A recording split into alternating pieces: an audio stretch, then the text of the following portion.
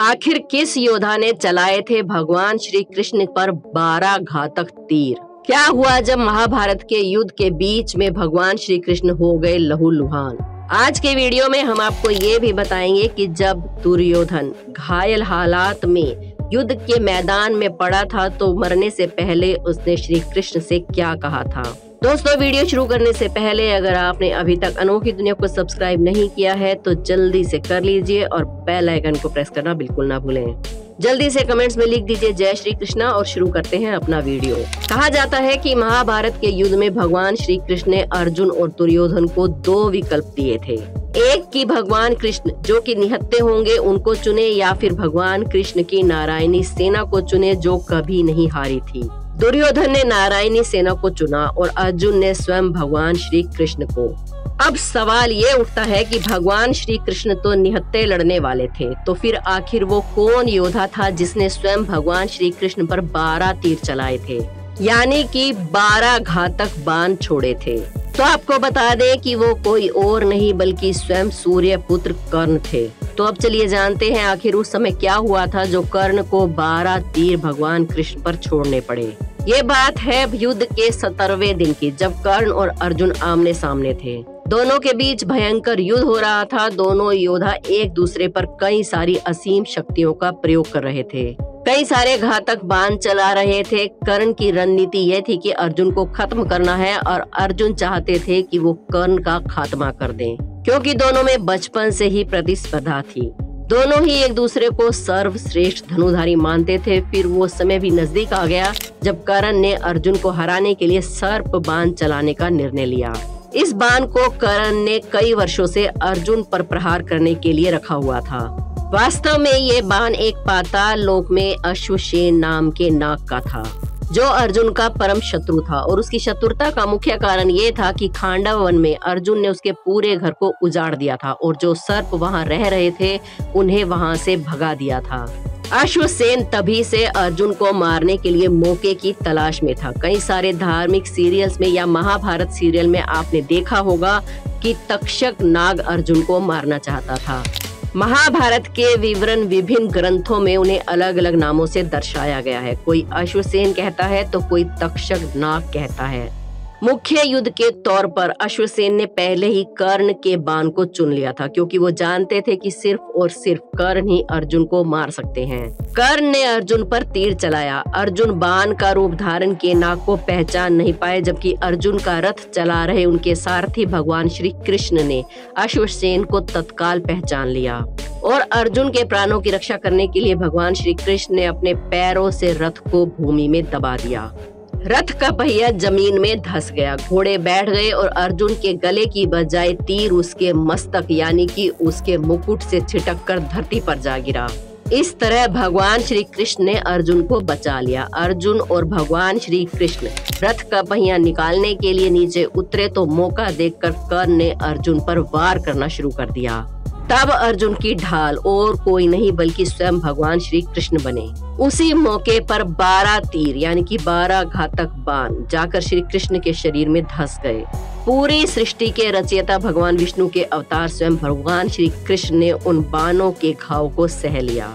तब भगवान ने अर्जुन को अश्वसेन के बारे में बताया। अर्जुन ने 6 तीरों की सहायता से अश्वसेन के टुकड़े टुकड़े कर दिए और इस तरह भगवान श्री कृष्ण ने स्वयं पीड़ा सहते हुए प्रिय अर्जुन को बचा लिया।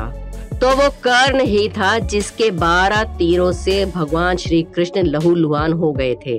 वैसे दोस्तों, क्या आपने कभी सोचा है कि इतने बलवान योद्धा होने के बाद भी कौरव क्यों हार गए?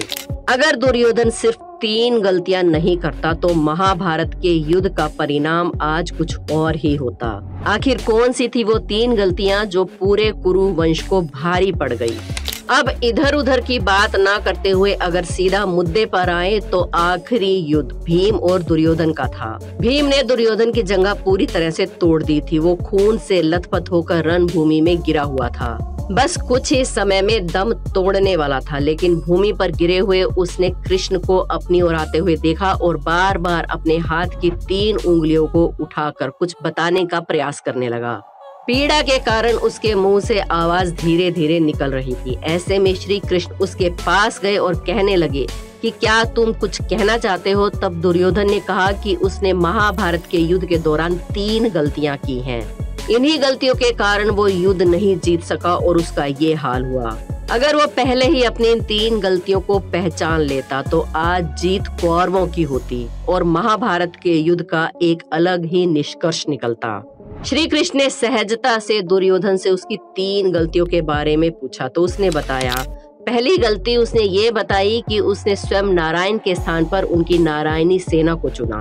दोस्तों, ये तो हम आपको वीडियो की शुरुआत में ही बता चुके हैं कि दुर्योधन ने नारायणी सेना को चुना था और अर्जुन ने निहत्थे श्री कृष्ण भगवान को।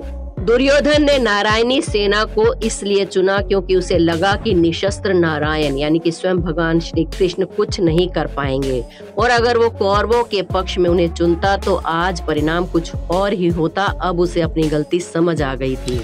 दूसरी गलती उसने ये बताई कि वो अपनी माता के लाख कहने पर भी उनके सामने पेड़ के पत्तों से बना हुआ लंगोट पहनकर गया था, क्योंकि उसकी माता ने उसे कहा था कि वो नग्न अवस्था में ही उसके सामने आए ताकि वो अपनी दृष्टि के संचार से द्वारा बनाई हुई शक्ति से अपने पुत्र दुर्योधन को पत्थर के जैसे शरीर जैसा बना सके, जिससे वो रणभूमि में अजय हो। लेकिन यहाँ पर भी श्री कृष्ण की लीला थी जिसके द्वारा लज्जित होकर दुर्योधन पत्ते लपेटकर माता के सामने गया और उस वजह से उसकी जंघा और मुख्य अंग शक्तिहीन हो गए और उसी वजह से दुर्योधन परास्त हुआ था। तीसरी और अंतिम गलती उसने ये की कि उसने युद्ध में आखिर में जाने की भूल की। यदि वो पहले ही युद्ध में जाता तो कई बातें समझ सकता था और शायद उसके भाई और मित्रों की जान बच जाती। उसे ये पहले ही पता चल जाता कि युद्ध में शुरू से अंत तक अश्वत्थामा को ही सेनापति बनाना था, लेकिन उसने ऐसा नहीं किया। अगर वो युद्ध भूमि में पहले ही उतर जाता यानी कि सबसे आगे रहता तो वो ये जान पाता कि आखिर कौन सा योद्धा कहाँ सही रहेगा, कहाँ पर वो किस योद्धा पर भारी पड़ सकता है। भगवान श्री कृष्ण ने विनम्रता से दुर्योधन की सारी बातें सुनी और फिर उन्होंने कहा, तुम्हारी हार का मुख्य कारण तुम्हारा अधर्मी व्यवहार और अपनी ही कुलवधू के वस्त्र हरण करना था। तुमने स्वयं तो अपने कार्यों से अपना भाग दिखा है दुर्योधन।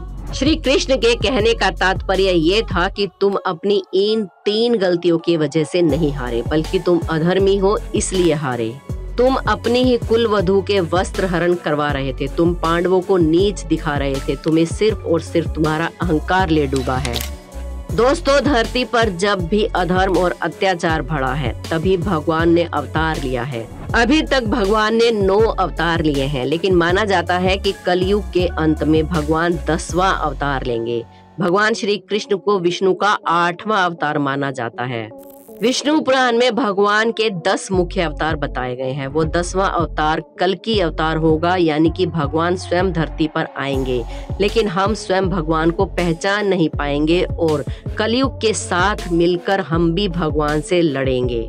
हम ऐसा क्यों करेंगे? अगर आप इसके बारे में जानना चाहते हैं तो इस पर भी हमने एक वीडियो बनाई है जो हमारे चैनल पर मौजूद है, जिसका लिंक हम वीडियो के नीचे डिस्क्रिप्शन बॉक्स में दे देंगे। आप वहां से जाकर वीडियो देख सकते हैं। दोस्तों, वीडियो पसंद आई हो तो एक लाइक जरूर करें। हमारे चैनल अनोखी दुनिया को सब्सक्राइब करके बेल आइकन प्रेस करना ना भूलें। कमेंट्स में जय श्री कृष्णा जरूर लिखें। कल फिर मिलते हैं एक और नई वीडियो में। जय श्री कृष्णा।